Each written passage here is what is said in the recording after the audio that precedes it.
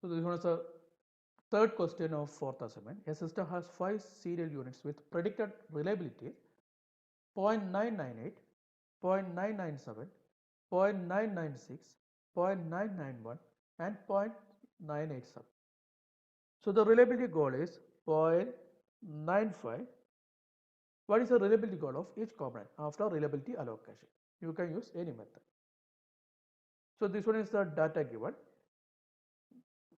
component wise predicted reliability.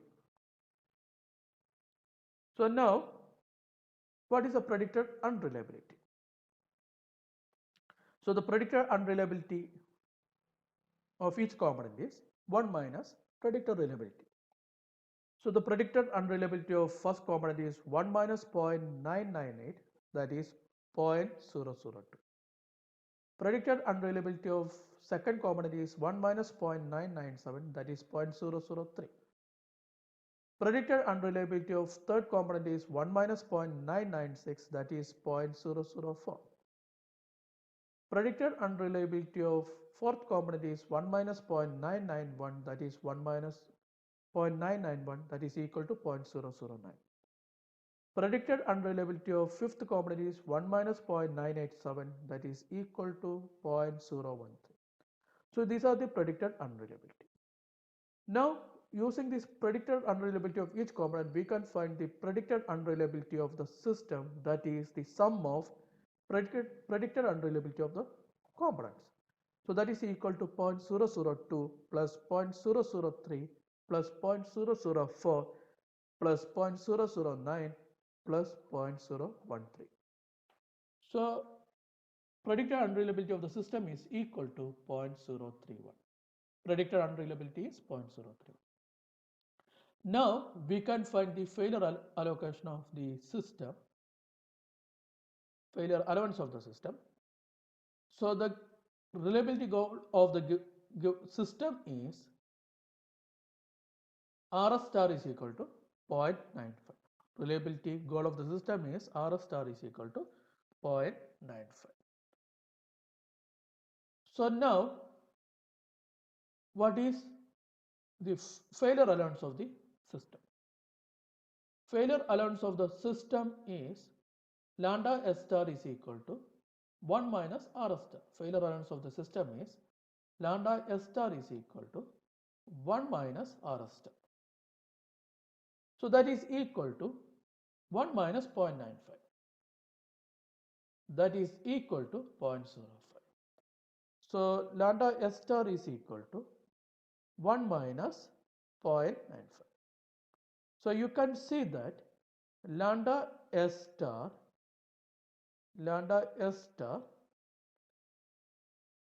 is not equal to, actually it is not equal to, I am very sorry.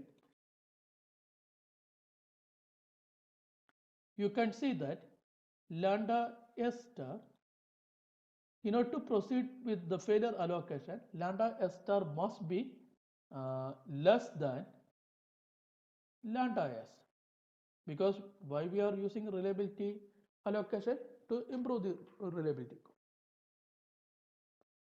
Okay, so here you can see that lambda S star is not greater than lambda S.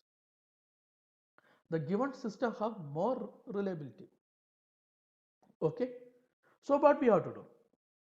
If the reliability of the design system is greater than the reliability goal, or if the predicted unreliability of the given system is less than the failure allowance of the design system, then we have to discuss with the management, because they are giving the reliability goal. Why? How they are finding reliability goal? By using the total cost. We already discussed about the total cost. The total cost is the sum of the maintenance cost, production cost, R&D cost, etc. So if you are trying to increase reliability, up to a particular point the total cost will decrease. Then it will increase, because if you are trying to increase the reliability beyond a limit, the R&D cost, etc. will increase, and we need better spare parts. So definitely cost will increase. So that is why they are setting a particular reliability value. It is the minimum value of the total cost. That one is a reliability goal. So we have to check whether that one is the optimal reliability, whether the further increase is possible or not. Okay, so we have to check whether this reliability, system reliability corresponding to the predicted unreliability 0.031 is lying right to the optimal value of reliability. If it is not lying on the right part of that optimal cost, means what I am trying to say is, we discussed about reliability versus cost, right? So this one is the graph that we have. So this value is taken as the reliability goal, RST. But we have to check whether they use this method to find the reliability goal. If they use this method, then we can't, there is no need to proceed, or whether we have to proceed, or whether we can stop here. That is my question. So please note, in this particular case, our reliability, the system reliability 0.95 here, okay, then the sample system that we decide have a reliability, system reliability greater than this 0.95, that is somewhere here. So if you are proceeding with the system manufacturing, what will happen? The total cost definitely will increase. So it is not profitable. Then we have to decrease the reliability of the system. If you have this particular problem, if the management, the hierarchical level, the wing that is giving reliability, if they had given the reliability goal without doing this particular work, then maybe the optimal value may be lying on the right side or left side. That we don't know. Then we can stop here. If they had not performed, if the reliability engineers not perform this type of optimal calculation, then we can stop here. So we can stop here. Otherwise, we have to proceed. So the problem, given problem point of view, BTech engineering point of view, we don't know whether this one is performed or not. Okay. So normally, what we have to do, if the system reliability is greater than the reliability goal, please note, we can't stop. Otherwise, we need more data. Whether the optimal point is lying on right side or left side, that type of data we require. Without that, we can't stop here. We have to proceed. Okay. So in real life point of view, we can stop here. There is no need to proceed. We have to pass this data. We have to pass this report to the hierarchical level. Exam point of view, we have to proceed. Okay, because the reliability goal is given and the current reliability is greater than the reliability goal, maybe the total cost may be more. If you are proceeding with the current reliability, the total cost will increase. So in order to reduce that, we have to achieve the reliability goal. So this one is a failure allowance 0.05. I am proceeding with this one. This one is a failure allowance 0.05. Now the failure allowance of each component is, for example, first component lambda 1 star is equal to lambda s star divided by lambda s into lambda 1, that is equal to 0.05 divided by 0.031 into 0.002 equal to 0.00323.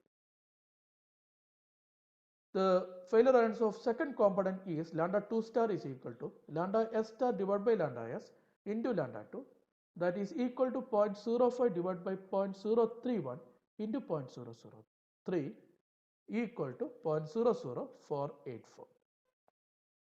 Failure allowance of third component is lambda 3 star is equal to lambda s star divided by lambda s into lambda 3, that is equal to 0.05 divided by 0.031 into 0.004, that is equal to 0.00645.